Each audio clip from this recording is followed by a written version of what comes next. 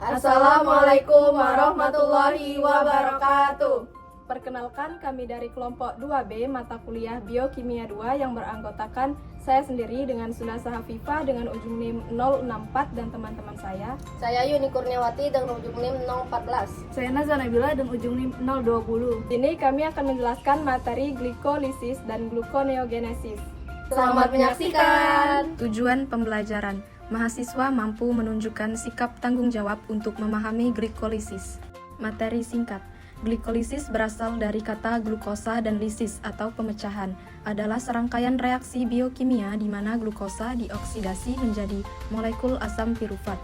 Dalam glikolisis, sebuah molekul glukosa didegradasi dalam serangkaian reaksi yang dikatalisis enzim untuk menghasilkan dua molekul senyawa pirufat. Selama reaksi glikolisis berurutan, beberapa energi bebas yang dilepaskan dari glukosa disimpan dalam bentuk ATP dan juga NADH. Bahan dan alat. Bahan yang digunakan yaitu nasi putih, kentang, ubi atau singkong, kacang merah, jagung, pisang, dan anggota dari kelompok tersebut. Alat yang digunakan yaitu laptop dan kamera dalam pembuatan dan editing video. Adapun prosedur proyek yang pertama, mempelajari dan memahami pokok bahasan mengenai glikolisis dan gluconeogenesis. Yang kedua, mencari tahu sumber yang berkaitan dengan glikolisis dan gluconeogenesis. Ketiga, persiapan dalam membuat video. 4. Perekaman video dimulai dari pembukaan. 5. Merekam objek yang diamati hingga penutup. Yang terakhir, pengeditan video hingga selesai. Nasi putih mengandung karbohidrat tinggi sekitar 28 gram per 100 gram, terutama dalam bentuk pati atau polisakarida yang merupakan rantai glukosa. Kentang kaya karbohidrat sekitar 17 gram per 100 gram, terutama pati dan juga mengandung serat dalam kulitnya. Ubi atau singkong, sumber pati yang tinggi sekitar 38 gram karbohidrat per 100 gram dengan serat alami.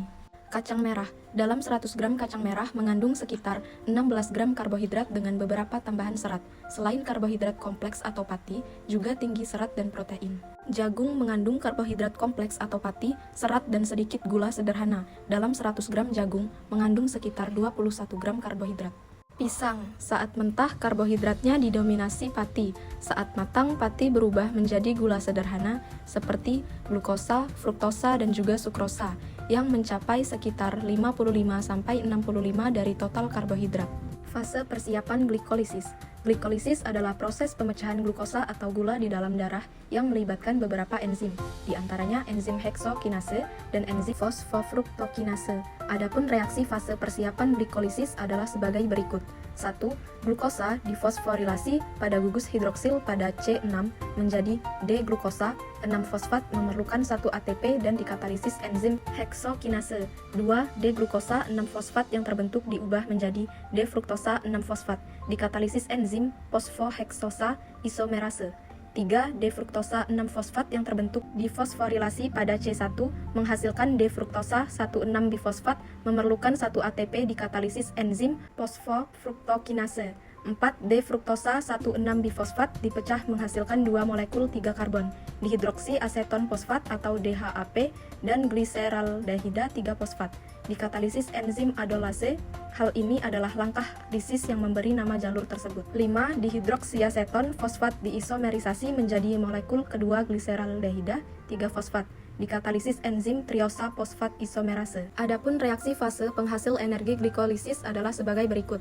Yang pertama, molekul gliseraldehida 3-fosfat dioksidasi dan diforforilasi oleh fosfat anorganik membentuk 2 molekul 1,3-bifosfogliserat dan menghasilkan 2 NADH dikatalisis oleh enzim gliseraldehida 3-fosfat dehidrogenase. Yang kedua, molekul 1,3-bifosfogliserat diubah menjadi 2 molekul 3-fosfogliserat yang menghasilkan 2 ATP dikatalisis enzim fosfogliserat kinase. Yang ketiga, molekul 3-fosfogliserat diubah menjadi 2 molekul 2-fosfogliserat dikatalisis enzim fosfogliserat mutase. Yang keempat, molekul 2-fosfogliserat diubah menjadi 2 molekul fosfoenol pirufat dikatalisis enzim enolase. Yang kelima, molekul fosfoenol pirufat diubah menjadi 2 molekul pirufat dan menghasilkan 2 ATP, dikatalisis oleh enzim pirufat kinase. Dalam reaksi glikolisis, 3 jenis transformasi kimia sangat penting. 1. Degradasi kerangka karbon glukosa menghasilkan pirufat. Yang kedua, Fosforilasi ADP menjadi ATP oleh senyawa fosfat berenergi tinggi yang terbentuk selama glikolisis. Ketiga, transfer ion hidrida ke NAD membentuk NADH. Pirufat yang terbentuk oleh glikolisis selanjutnya dimetabolisme melalui salah satu dari 3 rute katabolik. Dalam organisme atau jaringan aerob, dalam kondisi aerob, glikolisis hanyalah tahap pertama dalam degradasi lengkap glukosa. Pirufat dioksidasi dengan kehilangan gugus karboksilnya sebagai CO2, menghasilkan asetil koenzim A. Selanjutnya, gugus asetil kemudian dioksidasi sempurna menjadi CO2 oleh siklus asam sitrat. Selanjutnya, oksidasi dengan O2 melalui rantai pembawa elektron di mitokondria untuk membentuk H2O. Energi dari reaksi transfer elektron mendorong sintesis ATP di mitokondria. Dalam hal energi, hasil glikolisis adalah produksi 2 ATP dan 2 NADH per molekul glukosa. Pirufat, produk lain dari glikolisis, masih merupakan molekul kaya energi yang dapat menghasilkan sejumlah besar ATP.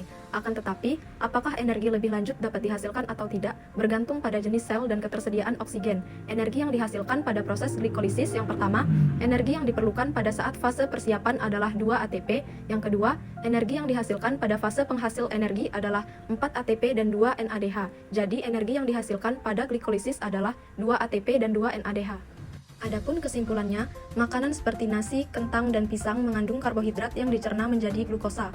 Glukosa kemudian diolah menjadi glikolisis, proses 10 tahap di dalam sel yang mengubahnya menjadi energi. Glikolisis menghasilkan 2 ATP bersih, 2 NADH, dan 2 pirufat dari setiap glukosa. Pirufat dapat diolah lebih lanjut dengan oksigen menjadi energi besar di mitokondria, tanpa oksigen menjadi asam laktat atau etanol. Jadi, makanan berkarbohidrat menjadi sumber energi vital bagi tubuh melalui proses glikolisis. Sekian video dari kami akhiri.